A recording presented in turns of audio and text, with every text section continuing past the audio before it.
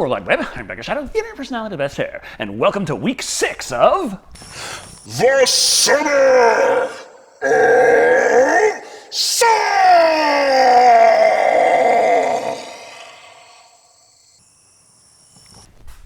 And as is YouTube tradition, it doesn't really matter to be on time or not.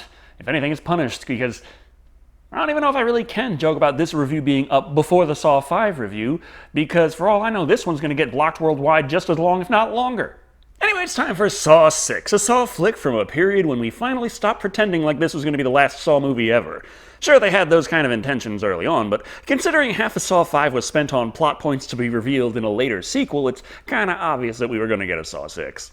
Where we follow Hoffman as the new Jigsaw taking the reins from John and going forth to go back and retcon even more plot points even harder! As while Amanda just wasn't fit for the job and Hoffman truly understood Jigsaw's ways, actually Hoffman was always kind of a flake, and actually there's some fun little details we forgot to mention all this time that totally change everything from Saw 3 and 5. Oh, that's just what I love to see after watching all these movies, an entry in the series that almost punishes me for bothering to pay attention. So, let's take a look at Saw 6, and divvy up the penalty to the entire class. As per usual, we start off with a twisted and painful test, introducing two fresh victims, Simone, played by Tanedra Howard, and Eddie, played by Marty Moreau. Eddie here is really bad at following directions. Don't lean forward! What's this? What's going on?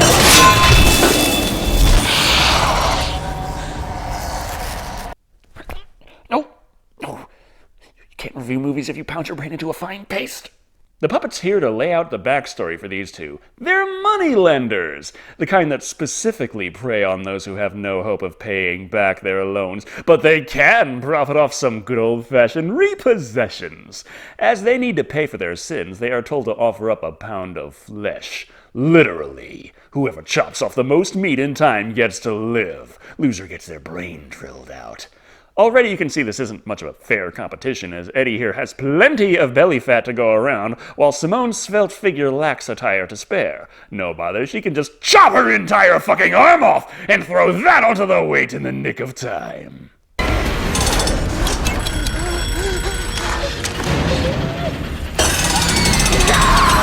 What do you know? Muscle is heavier than fat. With that out of the way, we segue over to a completely unrelated flashback showing Amanda, played by Shawnee Smith, as she drives none other than Jigsaw's unborn son's killer, Cecil, played by Billy Otis. Enough of that, though. It's time to flash back to the other flashback at the end of the last movie where Agent Strom is crushed to death, while Hoffman, played by Costas Mandylor, easily slips away in the mecha glass coffin. However, when he goes to check if the squishy smushy trap worked right, he finds...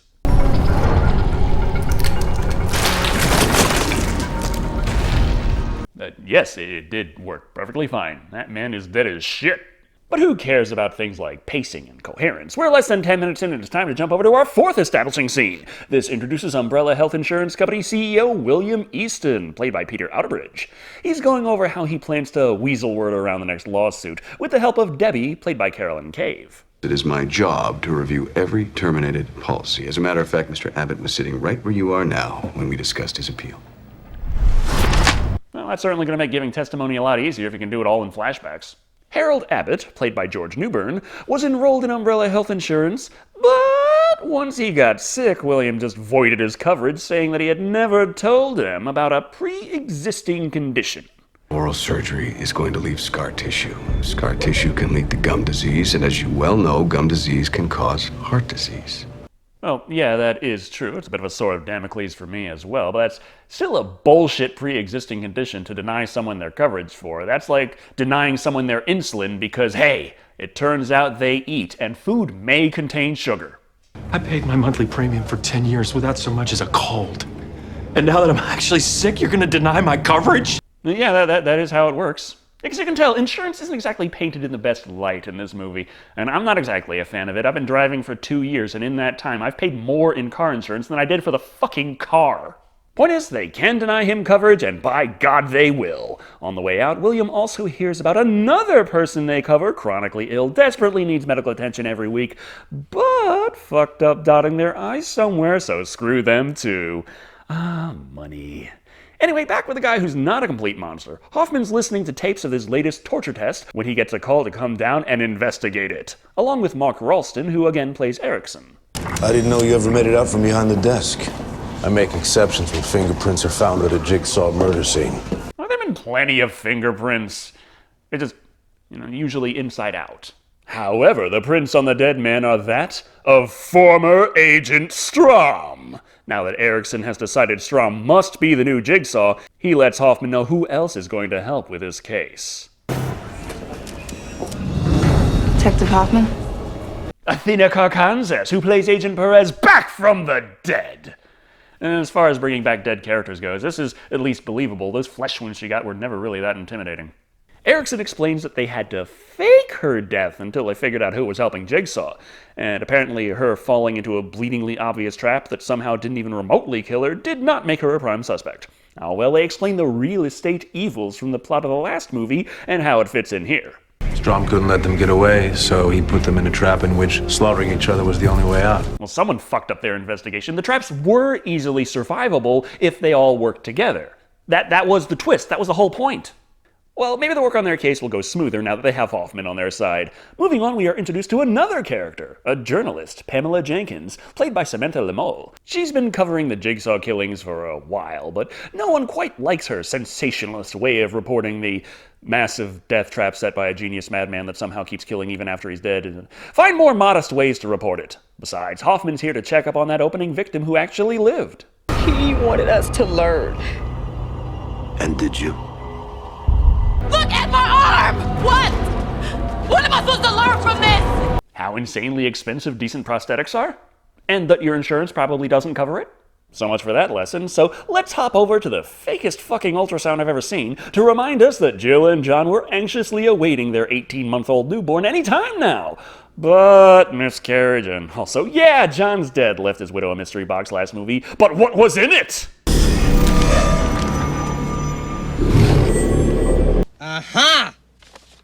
Road maps! So she's got paper, but there's also an orange envelope with a thing in it.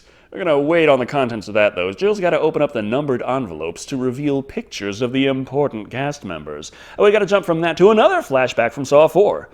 Or 5. Whatever. The point is that the tape from Jigsaw said Hoffman was to be tested. But then let's jump over to a scene in the here and now from the morgue. It seems the police have found a discrepancy with the folks who died after Jigsaw's death. Their Jigsaw piece was cut with a serrated blade, whereas Jigsaw used a scalpel. Same knife was used on only one other victim. That victim was Seth Baxter, the man who killed your sister. Bullshit! Hoffman used a scalpel for that guy. It was shown in the last movie. The clip's right here. But hey, that guy also left the tape, so they figure if they can unscramble the voice and match it to Strom, that's all the proof they need that Strom's the new Jigsaw. Well, I guess the best way to distance yourself from the recent Jigsaw killings is by asking Jill to hand over that new list of victims so you can carry out the Jigsaw killings. From now on, I work alone. I know. I'm only carrying out John's final request. Well, John's dead.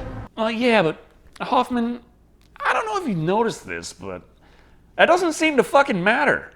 Either way, Hoffman takes his tally of targets and tells her to toodaloo right before she just emerges with another flashback. This time of that time John came by to say, hey, I know you really don't like my strategy of helping people get better by tying their genitals to an Amtrak, but looky here! Amanda has kicked her drug habit, and you said she was a lost cause, Jill. Shame.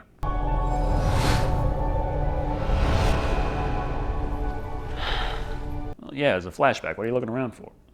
Well, I guess after Matthews came back from the dead, yeah, fuck it. Maybe they'll just bring John and Amanda back too. Why not? Anyway, just who could those other poor bastards in the envelopes be? Victims have included anyone associated with the life of John Kramer, however remote.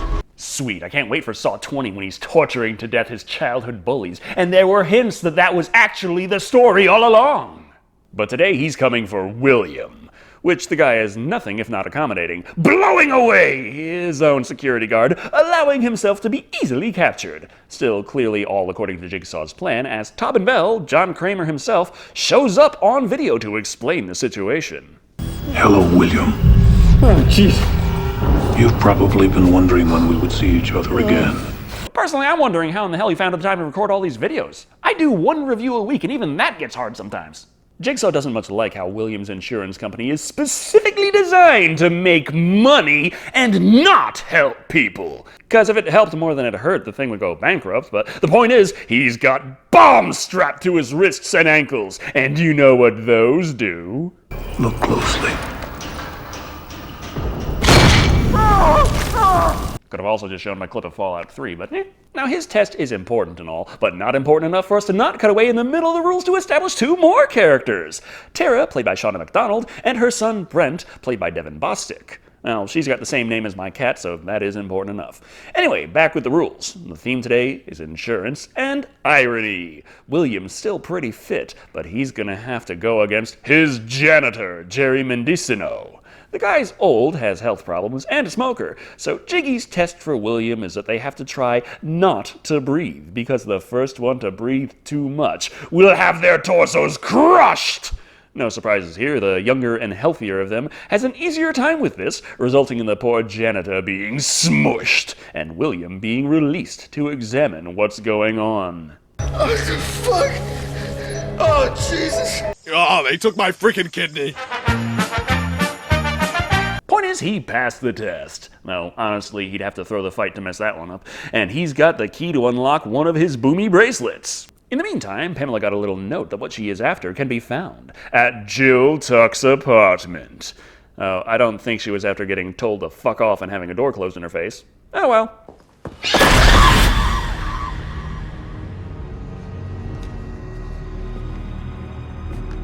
Oh, I'm sorry, lost my train of thought. Why does that man look like he is constantly sucking on a sour candy?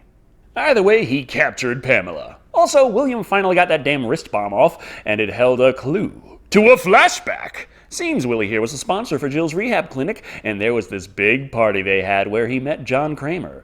John was quite interested in his little algorithm that William had come up with to maximize profits by ensuring nice and healthy customers while telling anyone who is actually sick and in need of coverage to fuck off and die. Thing is, John thinks he's missing a very important variable. Until a person is faced with death, it's impossible to tell whether they have what it takes to survive. John, hold on. You haven't lost the baby or been diagnosed with cancer yet. Just say something about how mechanics are cool. No bother. On with test number 2. William is asked to hold on to 2 handles. As, if he doesn't, they'll just blow his ass up anyway.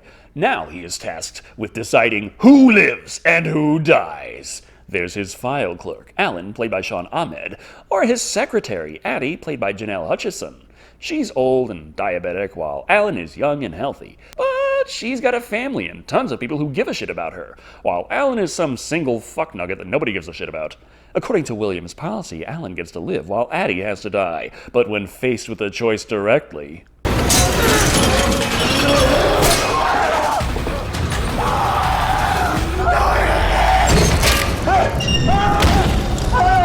But, come on, it's not like no one was ever gonna care for him and he'd never have a family. His whole life's ahead of him.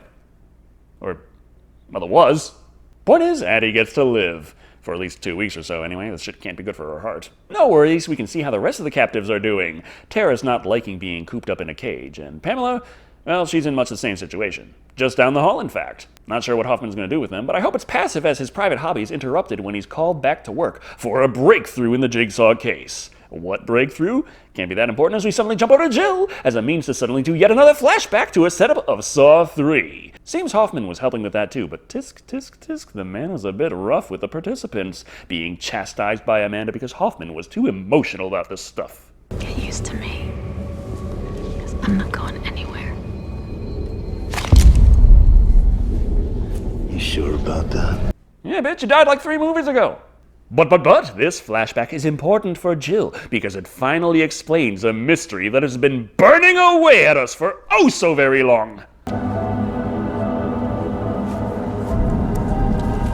What's this for? She had the key to open the box because he gave her a key to open that box. Shocking, I know. I'm really glad they cleared that up. I was missing so much sleep over that. Anyway, back in the here and now, she drops off that package in a mail slot. And maybe they'll explain that shit in another movie, because we suddenly move on to William back at his desk.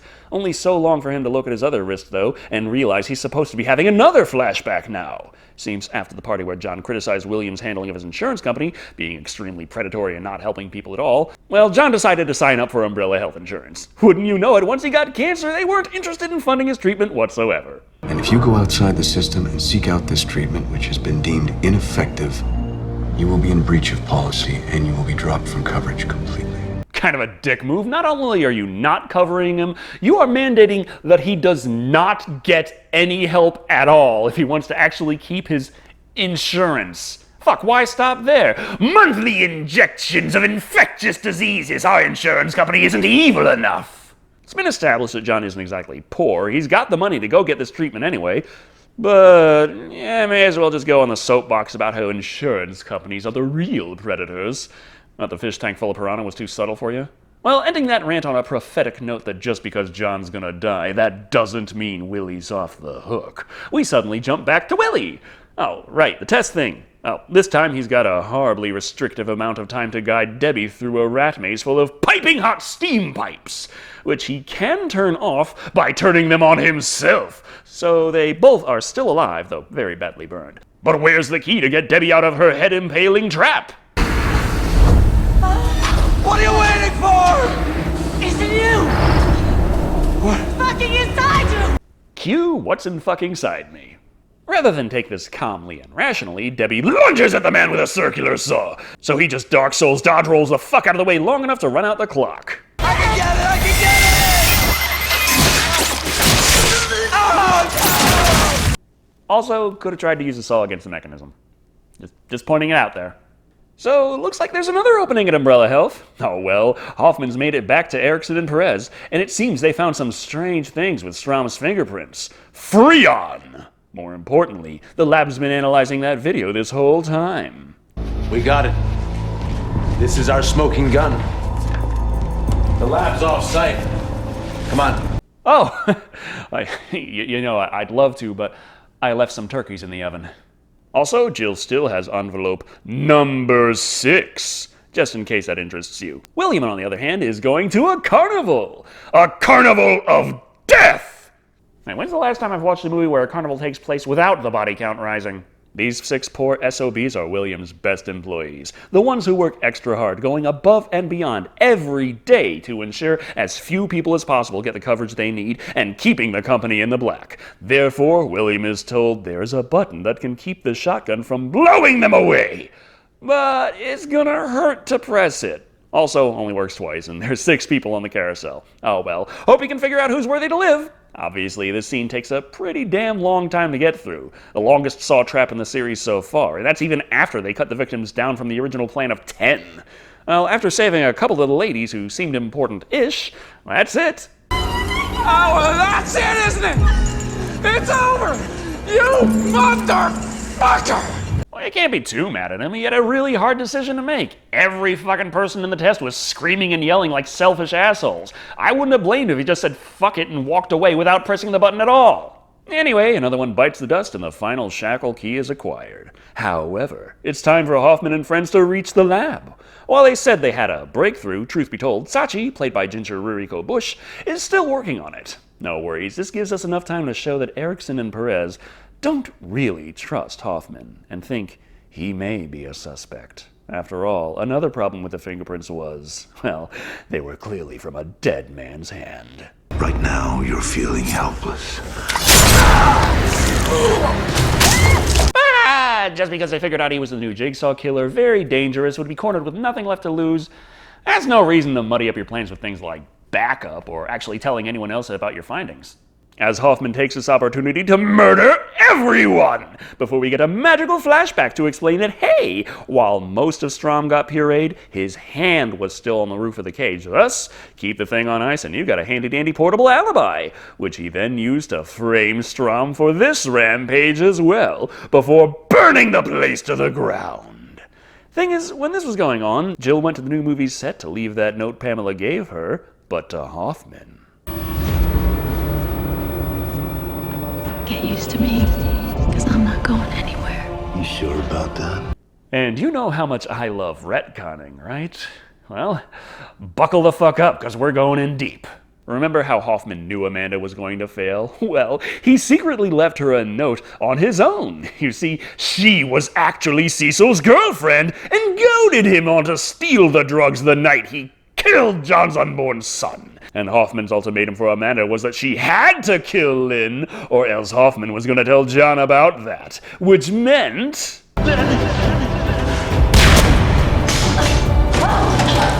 we have another movie where I have to see Jeff's big, stupid face. Wonderful.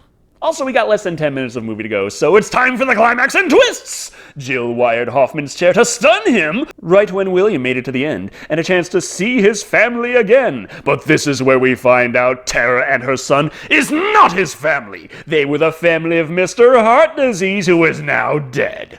Pamela's William's wife, but she's just kind of here. Anyway, while Jill straps Hoffman down and gives him the reverse bear trap 2.0 treatment, Jigsaw explains that it's up to Tara and Son to decide if William lives or dies. Has he learned his lesson?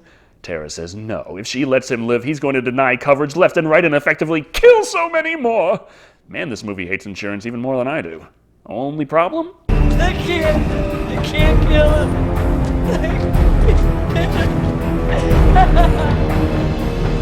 I can't. Fucking video games, man. Teens are just itching to take people's lives. So he flips the switch and BAM! William is stabbed with an array of needles that pump him full of acid. You could say his company is liquidated. Anyway, Hoffman is given 60 seconds in his reversed bear trap, but, well, no key or anything, so he just breaks his hand with his face to get out of his binds, and at the last second... Do you like how brutality feels, Mark? he jams it into the bars, preventing it from tearing his face open. Whew, really lucked out there. If he got the Gen 1 model, that would have just been like... So Hoffman has lost favor, but survives. The end. Except, for that post-credit scene, where evidently Amanda also figured out how the movie was going to go long before the events played out, so took a minute to tell Jeff's daughter something. Don't trust the one who saves you.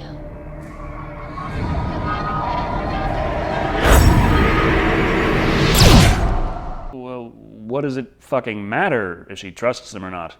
Is Corbett supposed to grow up to become the new Jigsaw? Or do we have a flashback to explain that she was actually the real Jigsaw all along? Fuck it. Anyway, that was Saw 6. There's plenty of things about this one I don't like. But fuck it, it's better than Saw 5. My issue really is the retconning. It's kind of hard to have twists that feel like they really mean something unless you go back on something we thought we knew all along, but when it's rewiring things from the first, second, and third movie just to fit in neater with the new plot, I'm starting to feel like it really doesn't matter if I pay attention to these things because the story's going to be completely different by the time I turn on the next movie anyway. With that out of the way, this was otherwise a pretty solid entry in the series. There were still a couple of things that happened obviously with the intent of explaining them in a sequel, but it wasn't nearly as heavy-handed as it was in 5. The main theme was William and the predatory nature of its insurance company. Of course, any insurance company that wants to stay afloat needs to take in more money than they dish out, but never mind that for now. It works well on the idea of saw traps and putting your life in someone else's hands, but man, this movie does come off like it was written by someone who got fucked over on a claim and has a serious axe to grind.